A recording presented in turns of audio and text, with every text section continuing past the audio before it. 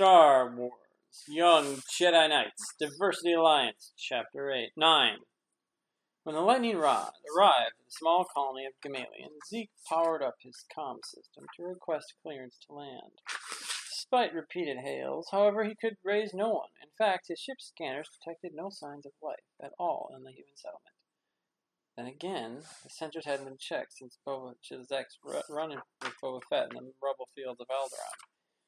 He'd have to have them tuned up when he got to port with a good mechanic bay. Perhaps, maybe then, he could even arrange for Jaina to do it. There were times when he longed to see her again. The colonists had built only one city on Gamalion, a frontier town. According to its coordinates, the settlement currently lay on the night side of the planet, apparent approaching morning. From orbit, Zeke could spot no city lights when passing over his position, even with the high-powered electro binoculars. He found this curious. The three-armed bartender in Borgo Prime had been quite specific. The missing scavenger Fronterats had come here. And Zeke's own brief twinges through the force told him that Dwarf Girl might be right. But if so, where was everyone? As he continued to orbit the planet, he wondered if the city had suffered a massive power outage. Or maybe this was a standard procedure here. A colony strapped to resources and credits might shut down all power every night as an austere measure. Zeke noted the position of the town on the edge of the planet's right night side. The local time would be almost morning. In absence of any direct communication from the surface, he began a conservative standard descent, confident that all his questions would soon be answered. He would see for himself. Gamalion was dry and rocky. Zeke's instruments indicated a strong breeze that gusted regularly, moving the dust around. As the lightning rod cruised over the frontier town, dawn began to break. The sun spilled yellow-gold light across the silent settlement. Instead of a bustling colony, though, Zeke found only death. Clusters of weathered prefab buildings lined streets laid out in a precise grid. He spotted no movement, no lights, not even a flicker of candles or torches. Though he did see several blocks that must have been gutted by a fire raging out of control. It had burned itself out. There was no evidence anyone had even tried to stop the fire. He powered up his comm system and broadcasted repeatedly. Gamalion Colony, this is Lightning Rod. Please respond. A tingle ran down his back, echoes of the force, warning him to be cautious. This place did not look right. It did not feel right. Had it been abandoned? Entirely evacuated? And if so, why had no one left a beacon? As he came in lower, Zeke saw the first body lying face down in the street. There was dust obscured most of the body, but there was no mistaking that person was dead. Now knowing what to look for, he distinguished other human forms, sprawled out, arms and legs akimbo, completely covered by perpetually flowing dust. Zeke couldn't believe what he was seeing. He used his scanners as he flew over the entire city and still detected no signs of life. Are they all dead? He muttered to himself. Had Fronterat come here and been killed by whatever wiped out the rest of the human colony? Maybe there was nothing wrong with the sensors after all. This was beyond anything in Zeke's previous experience. He set the lightning rod down in a clearing and prepared to investigate the disaster.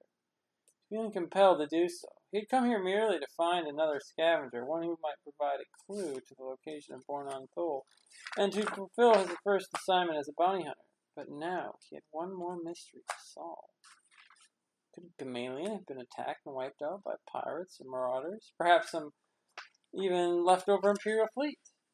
He didn't think so. He saw no collateral damage, no blasted buildings, no explosion craters, and only the section of burned homes, which, well, could have been an accidental fire from the heat source left untended.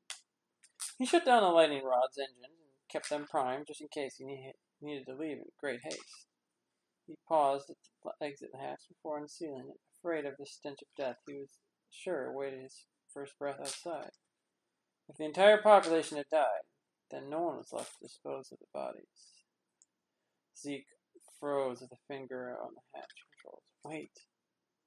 What if this was a virus or a bacteria of some kind? That could explain how everyone had been struck down, why all the buildings seemed abandoned, why no one answered the comm signals. A plague spreading like wildflower with 100% mortality rate. Zeke shuddered.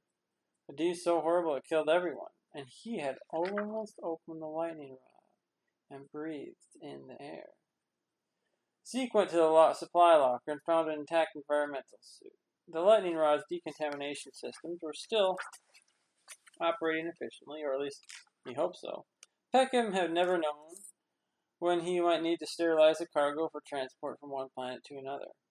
Zeke suited up, tied along his long dark black hair, and double-checked the seals on his gloves, his boots, and around his helmet lock. He took more care than he would have been if he was about to step even into a hard vacuum. Indeed, the creeping plague might not well be an even more unpleasant death than the vacuum of space. Once he stepped inside the ship, he could feel the wind rippling gentle fingers along the fabric of his suit. His breathing echoed in his ears, reflecting back inside the helmet so that it sounded as if he were hyperventilating. When he switched on the suit's... That's breathing really fast. When he switched on the suit's external voice pickup, he heard only a sighing breeze, like the panting of a grieving parent too exhausted to cry any longer.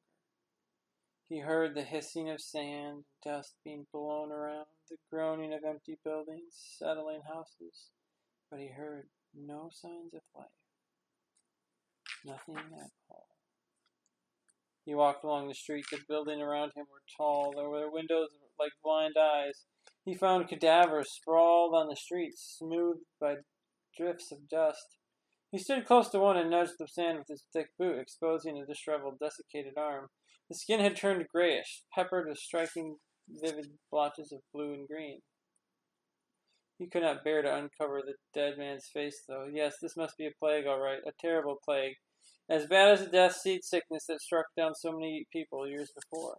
He walked down the street, leaving footprints that were gradually erased by the shifting dust. All around him, the dead city seemed eerie, oppressive. He switched on the loudspeaker, turned up the volume, and shouted into the numb air, "Hello? Is anyone alive? Can anyone hear me?" He listened intently, trying to discern any rustle of movement. Some weak survivor crawling in a doorway, hands outstretched for help. Instead, Zeke heard only the echoes of his own words bouncing upwards off the abandoned buildings till they were swallowed in the dust-laden sky.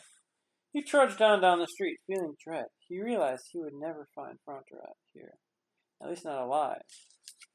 And what good would it do to find the scavenger dead? He did not want to go inside the darkened buildings, which were little more than decaying tombs. Then, through a gap in the buildings, leading to a broad courtyard beyond, he saw a glint of metal, not yet covered with dust. A ship. Apparently had landed not long ago. As he stopped, he recognized the vessel's configuration. The odd, elongated form and ovoid main body. He had seen that vessel along the shards of Alderaan and chased it through the asteroid field, but it had eluded him in the forest of rocks. Slave 4. Feeling a sudden sharp tingle of warning, Zeke whirled in his bulky suit and stumbled to one side, just as a blaster bolt struck the ground at his feet, fusing the sand into a lump of molten glass. Unable to run in his unwieldy suit, he staggered against the railing outside one of the prefab buildings and saw the helmeted form of Boba Fett stride out from a sheltered doorway. The bounty hunter pointed his heavy blaster directly at Zeke. Zeke had a weapon attached to his suit, but he would never be able to draw it in time, and he doubted he could shoot faster or more accurately than the fearsome mercenary Boba Fett. Slowly, he raised both his gloved hands to surrender. His thought whirled as he tried to figure out a way to escape his situation. If Boba Fett recognized Zeke as the one who shot him at the asteroid field of Alderaan, the bounty hunter might take great pleasure in eliminating him just for revenge. I thought no one remained alive in this world, Boba Fett said through a rough voice filtered through the speaker in his sealed Mandalorian helmet. But I see I was wrong, and you are now my captive.